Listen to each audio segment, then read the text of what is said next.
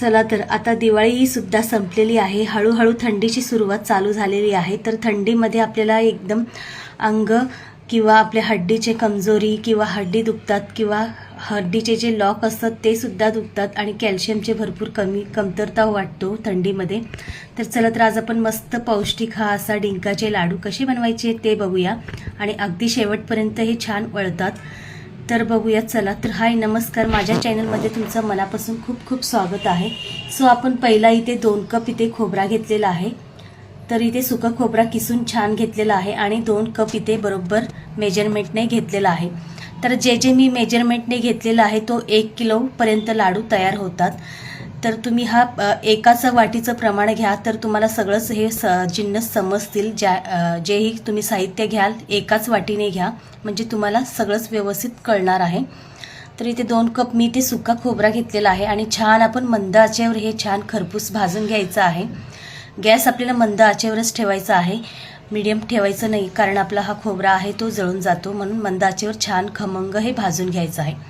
तर आता हा आपण मोठा भांडी घेतलेला आहे. परात घ्या किंवा तुम्ही कोणताही भांडी घेऊ शकता. इथे परत आपल्याला इथे मोठं भांडीच घ्यायचं आहे म्हणजे लाडू वळायला सुद्धा छान होतो. तर आता हे खोबरं आपण हे यामध्ये काढून घेऊया. तर आता आपण खोबरा काढून घेतलेला आहे. तर इथे मी अर्धा कप इथे पांढरे तीळ घेतलेला आहे. तर पांढरे तीळ सुद्धा आपले थंडीमध्ये शरीरासाठी खूप उपयुक्त असतो, खूप फायदेशीर असतो. तर आता आपण इथे तीळ सुद्धा छान खरपूस भाजून घेऊया. हेही आपण मंद आचेवरतीच भाजून घ्यायचं आहे.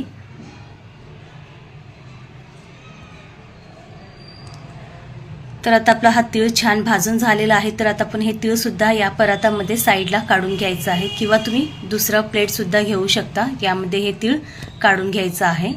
तर तीळ सुद्धा आपण परातीमध्ये काढून घेतलेला आहे किंवा दुसरा ताटमध्ये किंवा प्लेटमध्ये काढून घेतलेला आहे. तर परत आपण इथे 2 टेबलस्पून इथे खसखस भाजून घ्यायचं आहे. हे सुद्धा आपल्याला मंद आचेवरतीच भाजून घ्यायचं आहे आणि एका प्लेटमध्ये काढून घ्यायचं आहे. तर तीळ आपले छान भाजून झालेले आहेत. तर आता आपण हे तीळ एका प्लेटमध्ये काढून घेऊया. तर आता आपलं हे जे तुपामध्ये आपण भाजून घेणार आहोत ते ड्रायफ्रुट्स वगैरे हे सगळंच आपण इथे तुपामध्ये भाजून घेत आहोत. तर तूप मी इथे 1 कप तूप लागत आहे आपल्याला. तर अगदी मी इथे 2-2 टेबलस्पून इथे तूप घालून हे छान आपले ड्रायफ्रुट्स भाजून घ्यायचे आहेत. तरी मी इथे एक 10-12 बदामचे असे कट करून घेतलेले आहे आणि 10-12 काजू इथे मी असे कट करून घेतलेला आहे. जर तुम्हाला ह्याच्या व्यतिरिक्त तुम्हाला जे ड्रायफ्रुट्स आवडत असतील तर तुम्ही यामध्ये ॲड करू शकता. इथे मनुका सुद्धा ॲड करू शकता. इथे मी फक्त आणि काजूचा आणि बदामचा वापर केलेला आहे. तर हे सुद्धा छान आपल्याला ब्राऊन होईपर्यंत हे परतून घ्यायचे आहेत किंवा तळून घ्यायचे आहेत. हे सुद्धा मंद आचेवरतीच आपल्याला तळून घ्यायचे आहेत. तर बघू शकता हे अशा प्रकारे छान आपलं हे काजू आणि बदाम छान तळलेले आहेत. याचा कलरही चेंज झालेला आहे, लालसर आलेला आहे. तर ते सुद्धा आपण एका वेगळ्या प्लेट किंवा वाटीमध्ये काढून घेऊया. तर आता आपण काजू बदाम भाजून झाल्यानंतर आपण इथे अर्धा कप मी इथे घेतलेला आहे खारीकचा पावडर, जो मी ते घरी रेडी तयार केलेला आहे. इथे मी 50 ग्रॅम घेतलेला आहे खारीक ते आणि मी मिक्सरमध्ये बारीक करून हे असं तुपामध्ये भाजून घ्यायचं आहे आपल्याला. जर तुम्हाला इथे घरी अवेलेबल नसेल तर तुम्ही रेडीमेड पावडर सुद्धा घेऊ शकता. खारीकचा जो रेडीमेड पावडर असतो ते सुद्धा भेटतं.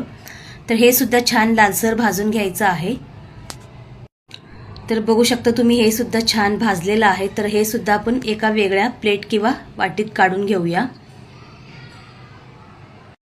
तर परत इथे मी इथे 2 टेबलस्पून इथे तूप घालत आहे आणि आपल्याला इथे छान तूप गरम करून घ्यायचं आहे.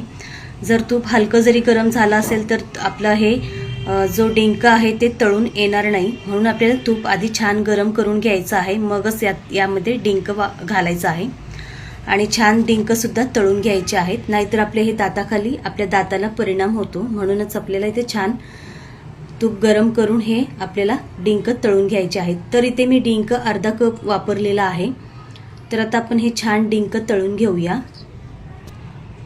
तर डिंक छान तळून झालेले आहेत. तर डिंक सुद्धा आपण एका वेगळ्या प्लेटमध्ये काढून घेऊया. तर आता आपण हे छान आपलं जो तुपामधले जिन्नस आहेत ते सुद्धा आपण तळून घेतलेलं आहे आणि खोबरा सुद्धा सुके जे जिन्नस आहेत ते सुद्धा आपण भाजून घेतलेलं आहे. तर आता पुढची प्रोसेस करूया. तर आता आपला हा खोबरा छान थंड झालेला आहे. तर आता आपण हे हाताने असं क्रश करून घ्यायचं आहे, जेणेकरून आपल्या दाताखाली सुद्धा छान हे लागेल आणि लाडू वळायला सुद्धा छान मदत होईल. तर आता आपण मिक्सरला न लावता हे हातानेच असं कुस्करून घ्यायचं आहे.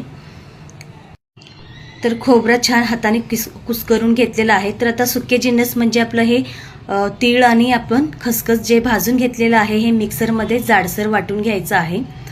जर तुम्हाला जाडसर वाटून घ्यायचं असेल तर तुम्ही ते जाडसर वाटून घेऊ शकता किंवा बारीक सुद्धा वाटून घेऊ शकता. तर आता आपण हे मिक्सरला लावून घेऊया. तर बघू शकता इथे मी जाडसर हे असं वाटून घेतलेलं आहे. तर आता आपण हे काढून घेऊया.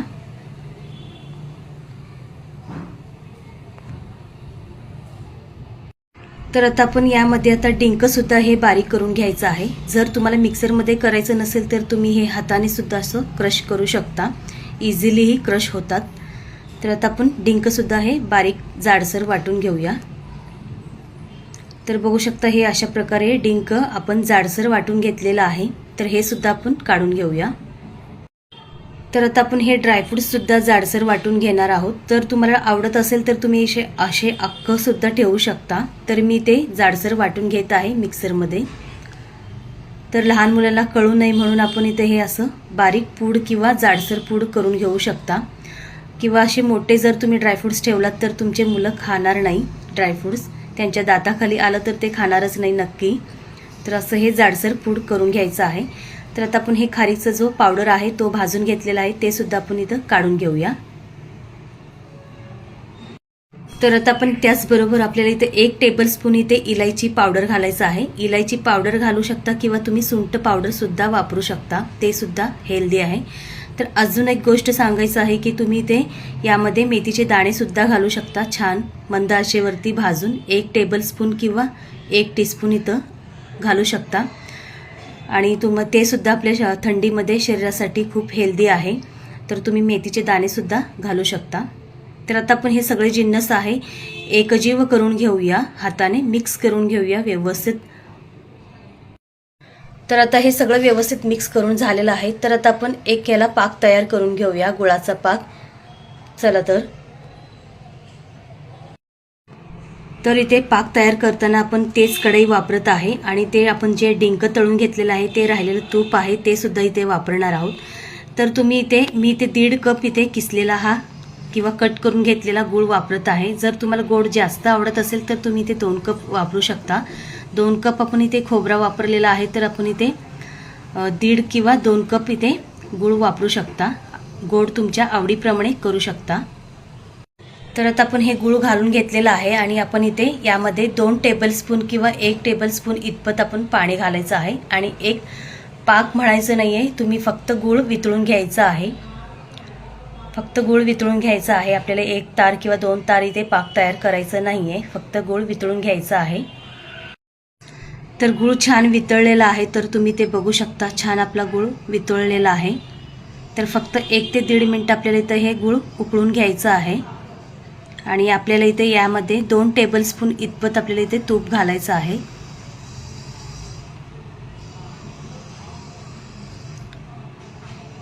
तर कमीत कमी मी इथे तूप 1 कपच्या कमी थोडंसं इथे वापरलेलं आहे. आणि तुम्हाला कमी सुद्धा लागू शकतो किंवा जास्त सुद्धा लागू शकतो तुपाचं प्रमाण. तर इथे मी 2 टेबलस्पून आधीचं 1 टेबलस्पून इथे तूप राहिला होता तो आणि 3 टेबलस्पून इथे टोटली मी इथे तूप वापरलेलं आहे गुळामध्ये.